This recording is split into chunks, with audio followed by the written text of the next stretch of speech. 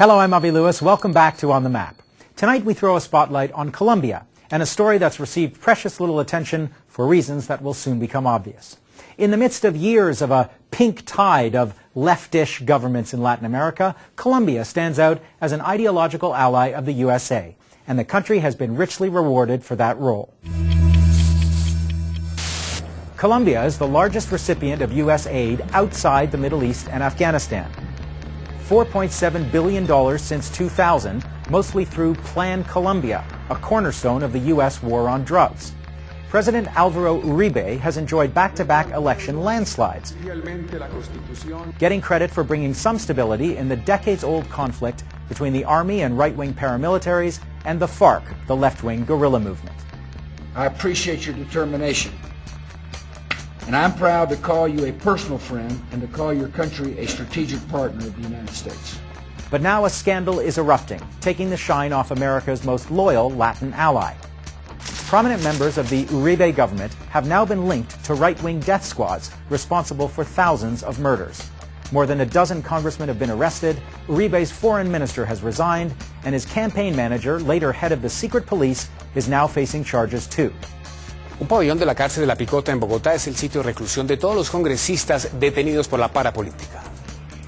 Este es el pabellón de los congresistas detenidos por la Corte Suprema de Justicia. All this comes at an awkward time for Colombia and the U.S. Before the scandal, they were about to sign a free trade deal, being pushed by some big multinational players like Caterpillar, Citigroup, and Walmart.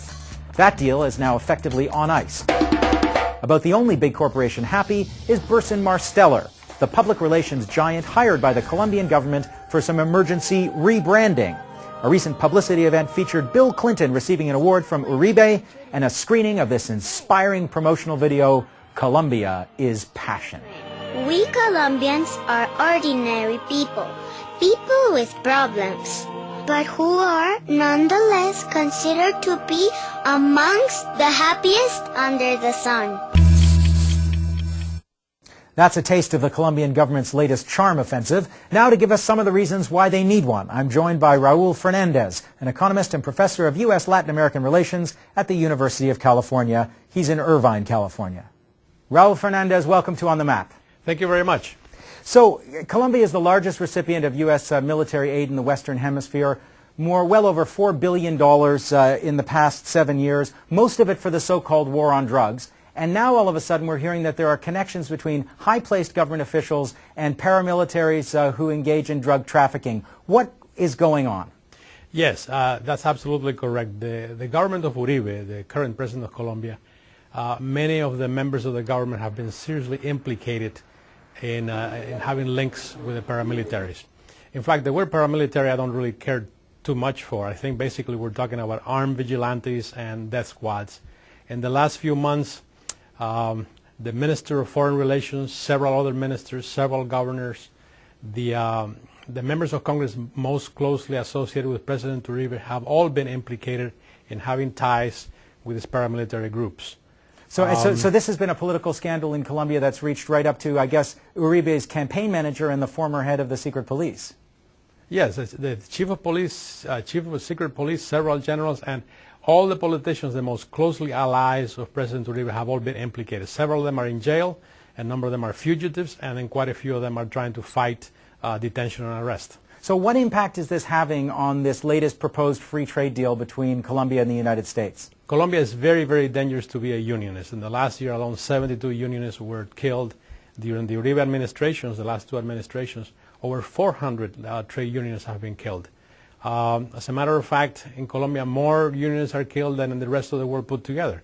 And so I think it's really inconceivable that a government that is so corrupt, that is so undemocratic, can then receive the reward and get this free trade agreement. Well, yeah, fair enough that you think they're corrupt and undemocratic, but Uribe has extraordinary approval ratings, and he's won a couple of big election victories. That is true. One of the things that we have to say about it, that in fact a great deal of the support that he got from the elections came from those areas which were controlled by paramilitaries and his amigos in politics. So his support is not as big as the statistics would indicate. The second thing is that Uribe, and I have to admit that, he's been very astute, and he has received a lot of support from people in Colombia because he has preached the gospel of anti-terrorism. Whoever is against him is a terrorist. Right. We've heard that one before. Let's get a little bit into the details of this free trade deal. If it is passed, what would it mean for Colombians? It would really be terrible for the economy of Colombia. First of all, agriculture would be completely decimated. Lots of products from the United States, wheat, corn, almost all the basic staples would invade Colombia and would undersell Colombian agriculture. And that is something that every analyst agrees with. I think most important, I think we're dealing with the issue of labor and labor rights. The conditions of labor in Colombia are really under very bad straits, and it makes sense. It's a third world country that is trying to engage in a free trade treaty to sell cheap labor. And there is a race to the bottom around the world, one country competing against each other. Colombia signs this treaty, the conditions of labor will worsen. Now, this, of course, is not the version that we're getting in the mainstream media and the business press. Let me talk a little bit about how this deal is being reported. Here's a quote from a story by Bloomberg Business News, starkly at odds with your version of events. Without a treaty, Colombia may see resurgent rebel violence and drug trafficking. The report you just read to me entirely misses the point, because what will happen is that first of all, Colombia has a very, very large displaced population, about 3.2 million people, second only to Sudan. If this treaty goes into effect, it's going to actually increase, perhaps double or triple that kind of displacement, because it will throw people off the land in gigantic numbers. What are they going to do? They're going to do many things. They're going to go to the urban areas and eat cattle living in the slums. But as it has happened in the last 10 years, many of them will have only one recourse, which is to engage in the cultivation of illicit crops. So the FTA will have quite the complete opposite result that report indicates. Let's talk about a little bit about how the deal is being sold. Uribe has been to the United States twice in the past 3 months to encourage Democrats who are reluctant to pass the free trade deal, and his government has hired the famous country makeover expert Burson-Marsteller to rebrand Colombia. What do you make of all of that? Well, I think that President Uribe is he's well aware of the reality of the image that Colombia has acquired abroad because of the assassination of labor leaders, because of the actions of the vigilante groups that he has encouraged and tolerated. And so he's trying to change that image. He's really fighting an uphill battle. He's fighting an uphill battle because, in fact, in the United States, quite a number of very prominent politicians, Senator Kennedy, Al Gore, Barack Obama, Chris Dodd, have come out and said, unless he cleans up his act, unless he presents some results, then the free trade agreement will not go through. The Plan Colombia will be curtailed or eliminated. Uribe depends completely on those billions of dollars of aid he gets from the Plan Colombia. So he's trying to portray a new image. But I think the second trip was very telling, because he had been to the United States about a month ago. He came back last week, and essentially he was told, this was reported in the press, you came back too early, sir. So come back perhaps in 2 years when you can show some results. Raul Fernandez, thanks for being on The Map. Thank you. When we come back, an intervention in a dangerous addiction. I ask Kiefer Sutherland to save the planet's most powerful people from their dependence on the black and white world of TV morality.